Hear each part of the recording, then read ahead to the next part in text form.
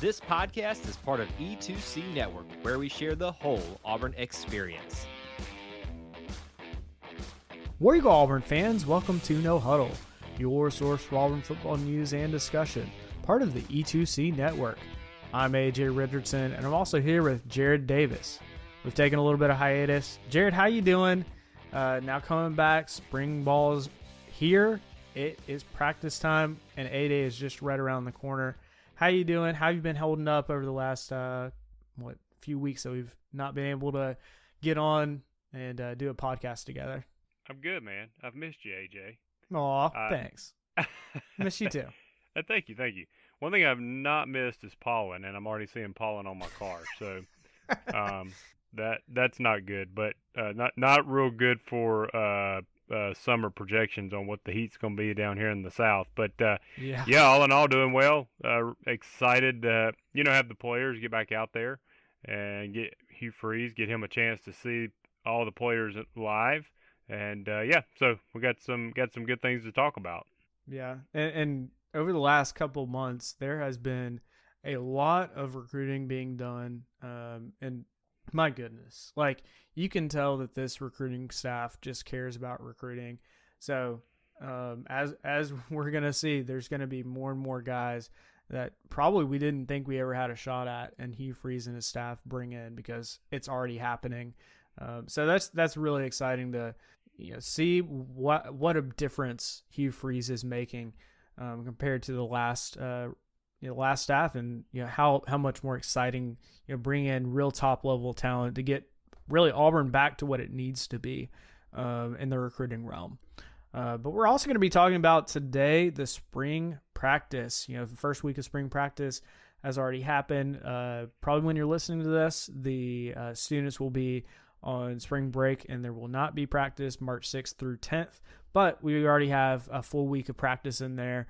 The Hugh Freeze, all the coaching staff have been able to watch and view these players really for the first time. A lot of them besides pretty much Caddy and Zach Etheridge, they're brand new coaches, so this is their first real time to see them.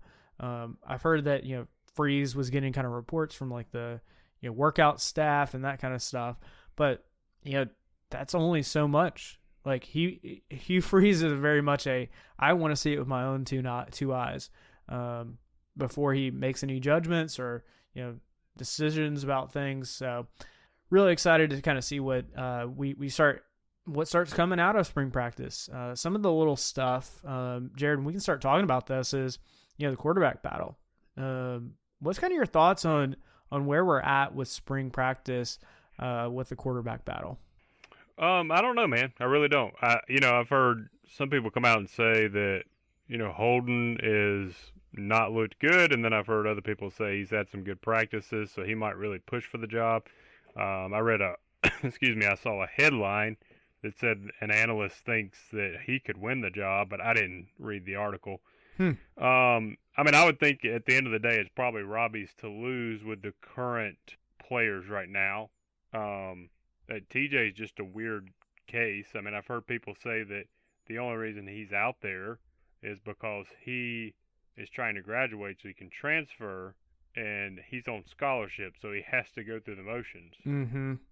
But I don't know. I still feel like that seems. If that was true, I don't think the coaches would let him out there.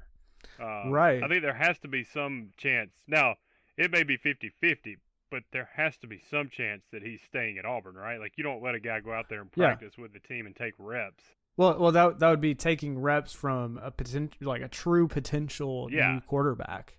Like, I don't think Hugh's gonna do that. Now, that is kind of like the narrative that I keep hearing, and maybe rightly so. But this is a brand new coaching staff, and Hugh Freeze has come out and said it. This quarterback room has a lot of places that they need to grow and mature in, and probably rightly so.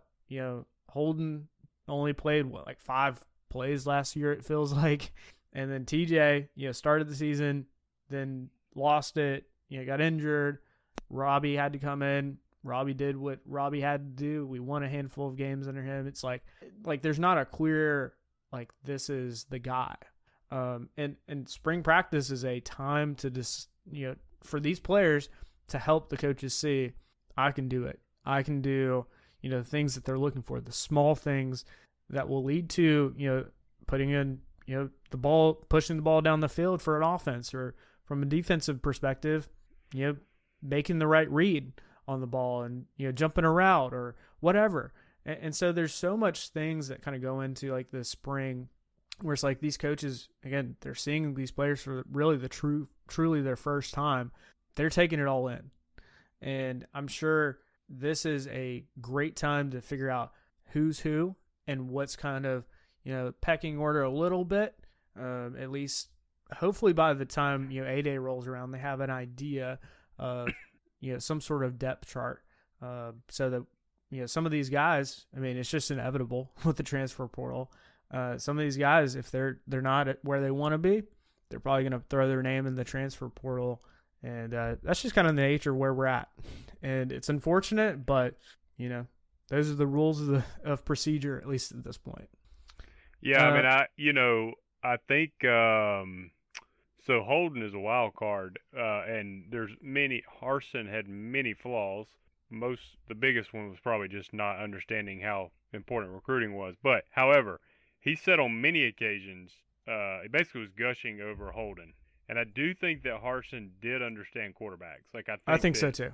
I think he did a good enough job at Boise. The Zach kid that is the quarterback for the Jets right now that played at BYU was committed to Boise. So like Harsin, found him. He went with BYU at the end, but so I think Harsin understands quarterbacks. I don't think he would. I don't think Harson's so bad at his job that he would gush over a kid that was terrible. Mm-hmm. And I mean he's on a recording telling Pete Carroll when we were hiring that coach we hired from them for a week. He said that Holden is going to be All-American. Wow. So I mean, again, is that going to be at Auburn? I don't know. Can he develop quick enough? I don't know. Yeah. But and even last year when people were reporting of the quarterbacks, they were like, listen, Holden is the most accurate at practice. And that was scaring people because, we're like, oh, true freshman. TJ ultimately went out because he knew the playbook better. And TJ, honestly, is just inconsistent, but he has a super strong arm. He, can make plays, not scared to stay in the pocket. Robbie, obviously, is just super athletic, but wildly inaccurate with his throws. And Holden, we don't know. We don't know what we got with that.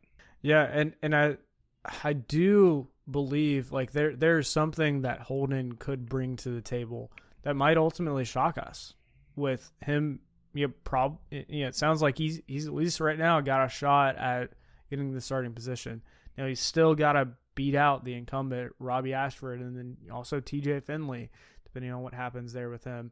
I mean, if you had to kind of put a percentage on it, like 100%, let's kind of break it out. What percentage do you think each will be starting our first game in September? I think it's probably 70% Robbie. I think, and then I don't know after that, to be honest with you. I think 70% is Robbie.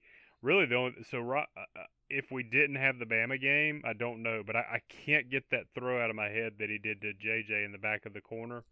And I'm that like, was so beautiful. That was an NFL throw. That was a Patrick Mahomes throw, and I'm like, can Hugh tap into that? Yeah. I can't get out of my head that he threw for over 300 yards against LSU. And that if he doesn't fumble a snap that was a blindside sack, we win that ball game. I just,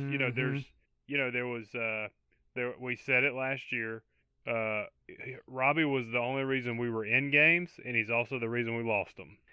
Yeah. And it's can they tap into the? Here's my problem with Robbie. And Robbie, if you're listening, listen, you're way better than I am. Okay. I do think Robbie wears his emotions too much on his sleeves, and I don't. As a quarterback, there's a fine line. I think you have to be cool, calm, and composed. You have to be super competitive, but you got to be composed. And Robbie was thrown into a position he shouldn't have been in. So I think maturity will change that. But there were times where you could see he was a little frustrated more than he needs to be to get the job done. Yeah.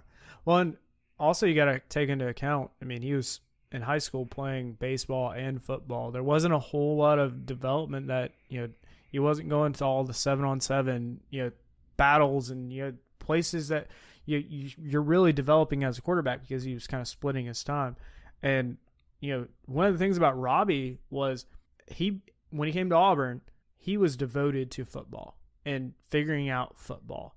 And you could see there was a lot of development because even Harsin, when Robbie came in, really wasn't even considering Robbie as the quarterback when he first came in. And as time came on, that's where we were at. We needed to use Robbie. And Robbie did decently well. He managed the offense decently well while he had his issues, obviously. But there's plenty of times where I was like, wow, that's a glimpse of, potential that I think Hugh Freeze and his staff can tap into. And that's what excites me, I think, about Robbie the most. Like, my percentage of, I'm kind of in that same range, probably in this 70 to 80% with Robbie, and then, 10% with TJ, and then, 10% with Holden. I don't know, somewhere in that range. Because I think Robbie, right now, being the incumbent, and he seemed to work decently well with the offense. Now, it will be a completely new offense, but, a lot of the same players are still on the team, at least as far as offensive threats. One thing is for certain, AJ, Zach Calzada will not be quarterback. Mm-hmm. And I will not be buying you a coffee. Well, I appreciate that because where did he end up going? It was like, oh, man, I wrote this down. Something Incarnate or what's that? Incarnate Word. It was an FCS school, and I was like, oh, my gosh. So the only reason I even know about that school was they had one of the top JUCO quarterbacks last year. Or not, whatever. He wound up going to Washington State because their coach took that job, I think. I can't remember that kid's name last year. But, he came out of there. That's probably the only reason Zach Calzada knows where the school is. But, wow, yeah, I mean, hope it works out for him. But this is more of a joke about me saying, he will not be – since I predicted he was going to be starter last year, he will not be starter at Auburn this year. I can confidently say that. Yeah, that's for sure. But kind of one more thing that I was thinking about with the quarterback battle, because we only have 3 right now. In spring, I feel like you could probably view that as a good thing just because that means that's more reps for all 3 of these guys. If you have a 4th quarterback thrown in there, then you got to split it 4 ways. And so these, Robbie, TJ, and Holden, all 3 get a decent amount of reps. And that's very good for the coaches to see where are they truly at? What could we use them in? What kind of offense are we going to be in general? I know Philip Montgomery and Hugh Freeze have their own mindset of what an offense looks like, but it'll change slightly based on the quarterback's skill set and what they're very good at. So you also got to keep this in mind. There were options out there. There were starting options. Oklahoma State kid apparently wanted to come to us. So we didn't rush this. So that either Hugh does feel confident with the 3 he has, or there is. I don't think there's anything wrong going on, but people know, right? There are other quarterbacks at other schools that are going to become available, and Hugh probably at least knows that, and maybe has been told by parents of them that, hey, if this happens, we want to look at y'all. There's no way. Georgia has 4 5-star quarterbacks, and some of them have been there several years. They're not going to continue to stay there if they don't get this job. Exactly. Now, are they going to look at Auburn? Is Auburn going to look at them? I don't know, but that's just one example. There's going to be kids that come available. Yeah, and I think that's just the nature of spring ball. They're going to figure out, wow, I thought I put in all this work, and yet I'm still 3rd on the depth chart and probably not moving up. And they're like, well, I'm probably never playing, so why stay here when I essentially get a free transfer anywhere I want? So that's what they end up doing. So I think that's just kind of that's not just quarterbacks, but that's other positions. So there will be some shifting going on after this spring. Once kind of the different players kind of shift around and figure out where they're at in the pecking order.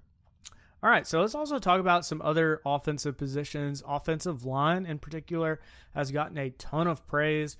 over this first week, which how refreshing is that, Jared, to hear that the offensive line is setting the tone. They're making the difference on what happens in a practice. Like, how cool is that?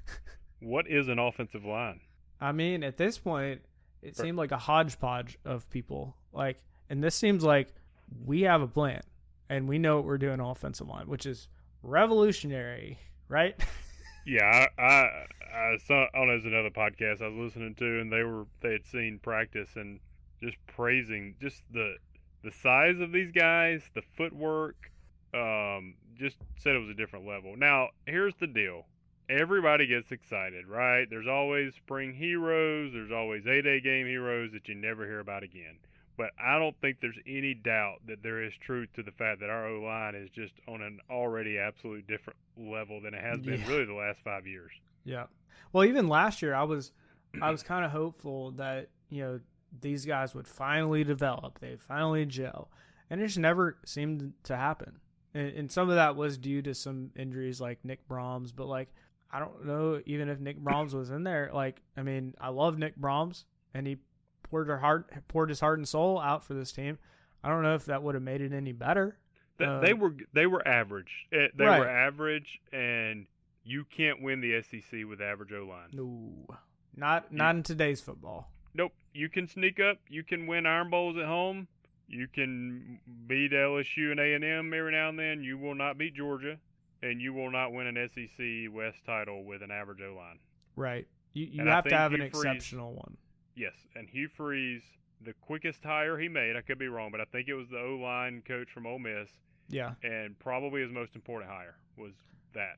Well, and how quickly he picked up guys in that played offensive line, with recruiting and also transfer portal. He was like, wow, this is a position of need. He went out, he found them, and it's already starting, it sounds like, to start moving in the right direction and a positive aspect of wow, this is a new offensive line. And particularly one of the biggest guys that everybody I keep hearing so much chatter about him is Avery Jones, which I particularly like that because his initials are AJ. So, that's nice. He's a center kid, isn't he? Yeah, he'll be playing center. So the only, people, as well as we did, and we did amazing, we got the number 1 JUCO. We would have had the number 2. The number 2 JUCO silently committed to us, and then Deion Sanders calls. He takes one trip to Colorado, and he goes there. Yeah. And then we had a center from Arizona State essentially silently committed, and he gets one more call from the Nebraska coach, and his mom played at Nebraska, or mom is from Nebraska. So, 2 things that were just kind of fluky. You couldn't really get around. So we could have been even better. But I will say this. I think the Arizona State guy was a blessing in disguise because I don't know that we would have gone after Avery Jones. Mm-hmm. And I think Avery is so much better. No offense to that kid, but I think Avery is just, I think Avery's going to be a difference maker. Yeah, and you need that. You need a guy that can understand, and I mean, in a way, he's the assistant to the quarterback. He needs to kind of read what kind of blitzes are coming, tell guys, what to do, how to line up. He's in charge of that on the offensive line. And so to have a smart guy like him that's already well prepared, has good at football, college experience, that's great. And this is the last year. He's going to make the most of it. And it sounds like he'll probably be the starting center for Auburn for this next season. All right, let's also talk about running backs and a little bit about wide receivers too. Running backs, we got Jarquez Hunter, Damari Alston, we got Battie, and we've also got Jeremiah Cobb, who won't be coming until, I think, May, June, kind of in that, probably over the summer, kind of that time frame after he graduates high school. But we got a pretty good lineup of running backs going forward. You got to think Jarquez has got probably running back 1, not necessarily on lock, but more than likely he's going to be our starting running back. Just how capable he is already. He's already developed. He's played enough SEC football to understand what it looks like. Damari Alston is kind of still very limited in what he's done. I mean, last year when he was on our team, he was behind Tank and Jarquez. So, yeah, that's already tough. But I think Damari's going to be able to step up. And there could be a chance, Damari passes Jarquez, just depending on how they do in practice. So, what's kind of your thoughts on the running back situation, for this spring practice? Yeah, I think Jarquez is definitely going to be, number one. I mean, there's people got him on, all SEC watch list.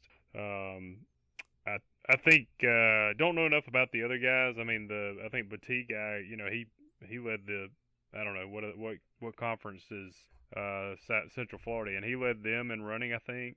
So he's pretty good. He's just not real big. I think Austin I think people forget about him. He was a 4-star. We spent a lot of time going after a kid out of LSU that wound up at Miami, so people forget about Damari Austin. But he was a 4-star out of Georgia. I think Jeremiah Cobb I think he's top 5 or 10 running backs out of this class coming out now that Georgia wanted, and Caddy locked him up so early that luckily we didn't have to worry about them. So, this is a stud kid as well. I don't know his size or whatnot, but I think Jarquez is going to be, I think he's just going to dominate, dude. With a good O-line, the plays they're going to be able to design, that, all right, so Hugh and Phil Montgomery already are, high-powered, put up a lot of points. And then the Ole Miss O-line guys probably going to bring some philosophies because they ran so well last time. I mean, they led the SEC. They may have led the country in rushing last year at Ole Miss. So yeah, and as much as that kid there that we wanted is good, I think Hunter's better than him. So if we can, get enough designed, improve that well enough, the sky's the limit for Jarquez. I mean, I've been a huge fan of his ever since he leaped somebody at the Penn State game his freshman year. Yeah. So good, so good. And you can just tell, like, he's been ready for this for a while, and this is his opportunity. And you got to think he's going to seize it. And he's that kid that will, right? I mean, he's the like, hard-nosed, bench press, whatever you want him to do. Like, I don't think you're going to have a lot of external, noise with him. I think he's come in, put in the work, tell me what I got to do, coach, I'll do it. Right. And that's the kind of mentality, if you've got that, coaches are going to love you because guess what? You're teachable and you can do what they ask you to do. And, the coaches have a lot of times, not every coach, but if you're at this level in the SEC, you probably have some pretty good foresight of if you do these things, it will result in wins. It will result in first downs. It will result in first downs and touchdowns and all of the good stuff, right? And, Jarquez is one of those guys. He's figured it out. He's learned while he's at the SEC level. So you got to think he does just even more of a step forward in the running back room. All right, wide receivers. We have got a lot of wide receivers, which is awesome. Considering, what was it? Just like, it feels like last season, like in our off season, we were like, oh wow, we've got some guys, but like just we couldn't figure out how to use them. And just knowing, what Hugh Freeze does with particularly like the bigger wide receivers. I mean, that gets me so pumped. Like, I was right before this looking up the heights of some of our wide receivers. Nick Mardner, 6'6", huge guy, getting tons of praise from people. Landon King, 6'5". We've also got a tight end, Rivaldo Fairweather, 6'5" as well. And you're just thinking, wow, that's like, in my mind, basketball size. And we've got these guys playing wide receiver or tight end. And how many times, did we have, the tight throw that was just batted down, or like the quarterback saw, yeah, I'm not making that pass. And, if you got a big body guy like that with a huge wingspan, you're going to get a lot more receptions ultimately. And I think that's going to pay off in the end because these guys are going to be big guys. What's your kind of thoughts on where our wide receivers are for this upcoming season? Yeah, I think we got a lot of height. I think I always forget about Amari Kelly. I think he's not a short kid. I think we got, we may have the most talented receiver room from top to bottom we've had, really in a long time. Thanks to it, depending on if you're going to consider, Fairweather to kind of be that, flex kind of like, all right, he's tight end really, but he's also going to line up at receiver.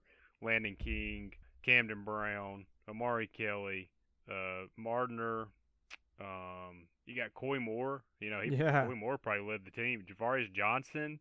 I mean, none of these are like, oh, these guys are all SEC. They don't have that on their resume, but it also have not really had somebody that consistently throws to them.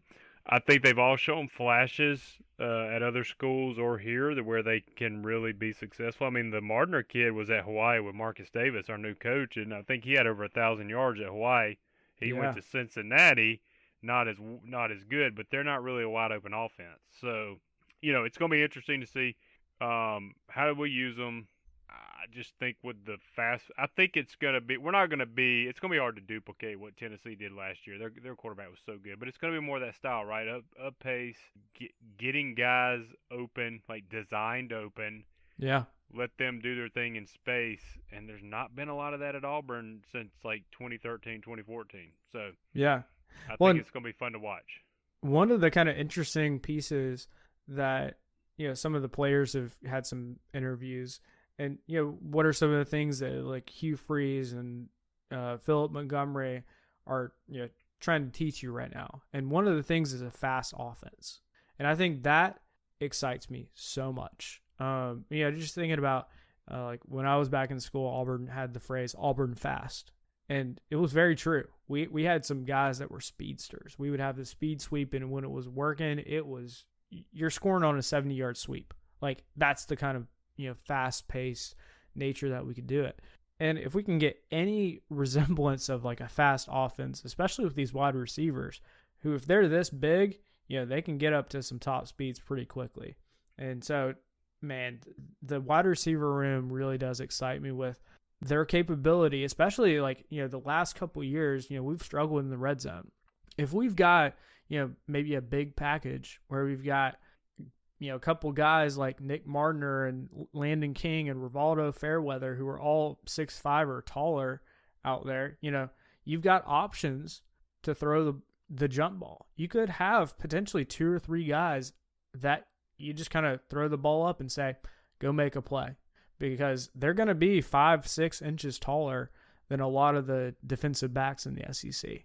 That's the kind of way that you get to the end zone.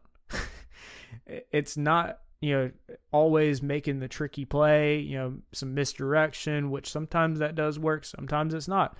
In the SEC now, it's a lot of just man up and win your battle.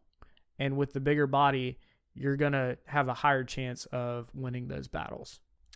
Let's talk a little bit about defense here. Marcus Harris, one of our defensive linemen, he was interviewed, and one of the things he was asked about was, how's it been with Freeze and his staff and, transitioning. And, he was overall very impressed with it, which, that's a very good thing to hear, just because pretty much the defensive staff and offensive staffs were completely wiped, like I mentioned, besides a couple coaches. And so, to kind of, one of the things that, even he said, and this kind of is a bigger picture thing that I think is a big difference between the last coaching staff and this one was, and I got this quote, he said, everybody's genuine and you can tell they care about you on and off the field. And I was like, I feel like you don't say that unless potentially the last coaching staff might not have said that. And so there's a genuine like, hey, I want you to do good in the classroom, but also we're going to succeed on the field as well. And we're going to get there. And I think that belief is something that these players really need to hear. And a lot of these players might not have heard that in the past. And so having that belief in you, I mean, there's so many times, especially with Auburn defensive backs, they're the 2-3 stars, and yet they have become some of the best defensive backs, gone on to the NFL, because somebody believed in them and taught them what they needed to do, even if they may not have been exactly the 4 or 5 star that everybody loves. And so players like that are going to thrive under Hugh Freeze if that culture of just genuine care towards people is continued on. And you can kind of tell, I mean, if you've ever listened to any of Hugh Freeze's conferences, he is a genuine guy. He's not gonna like sugarcoat something. He's gonna tell you genuine. He's not just saying something. So when these players are saying that, that's just confirming, some of the stuff we've seen from a public perspective, but it's happening behind closed doors in the locker room, on the practice field, with all of these players. And that to me gets me the most excited, because that makes a man a better man when somebody genuinely cares for you and and has your back. So, Jared, any thoughts on kind of what you're seeing with the culture and Hugh Freeze and what he's doing here? Yeah, I mean, I think that number one, Hugh Freeze has a past, right? But Hugh Freeze, when you talk to him, you can't help but like him. I mean, just listening, you understand that, okay, like there's a past, there is with everybody. Right. But listening to him, he said that he will win in the living room, and I believe he will, because when he sits down and talks to the family, you feel like it's a genuine approach. You feel like he actually cares. I don't know Hugh Freeze, maybe he doesn't, but you feel like he does. And I think that honestly, last year just sucked. Okay, it was terrible. Mm-hmm. But the best thing that could have happened was putting Cadillac in charge the last 4 games, and I think we're just like, I think we're adding on to that. People make fun of Auburn, but that family atmosphere, right? I think that Caddy dove into these players. I mean, we haven't had a lot transfer, AJ. I mean, there's been a few, but dude, between the coaching changes, like it's been very few, and I think it's because Caddy and Zach and these coaches have started saying, look, guys, we care about y'all as people as much as players. And I think that Hugh has brought that over. It's a fine line, right? Because you got to keep that relationship to what it is, because you got to be able to tell them hard news, right? Hey, you're not cutting it. You got to get better. Right. But they also need to know that you're telling them that because you care about them. Right. And I don't think that was happening. I mean, there's stories that the head coach wasn't even telling players they're not starting, or what I'm saying? It was not starting, but like you're not even on the team anymore. I mean, right. it was more of a, not an open door of a policy, I guess is the best way to put it. So that's not going to be the case now. And also, not exactly what you were talking about, but, Zach's like, we can't keep up with Hugh Freeze in recruiting. He's like recruiting all the time, and we're like, Coach, we got to go watch film. And he's like, okay, I'll take care of it. Hey, I'll make the call to this kid. We haven't had a coach like that. I love Gus.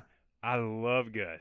But even Gus wasn't that guy. Gus was not the closer. Gus was not the guy that's going in there and sealing the deal. He was relying on his assistants. And Kirby is the closer. Saban is the closer. And I don't know if Hugh can do it, but Hugh views himself as the closer. Right. And that's what you got to have. Yeah. Well, and there's a point, especially with Hugh Freeze, with his past and not having really an opportunity in the last however many years since Ole Miss, to actually go out and get the huge recruits. And he's getting that opportunity. And you can see it's like his eyes are so open to, wow, there's so much capability with, like, even at Auburn, what we can get. And we can go out and get certain guys. And he's like, well, if I can go help him in any way, I'm going to do it. And he's doing so.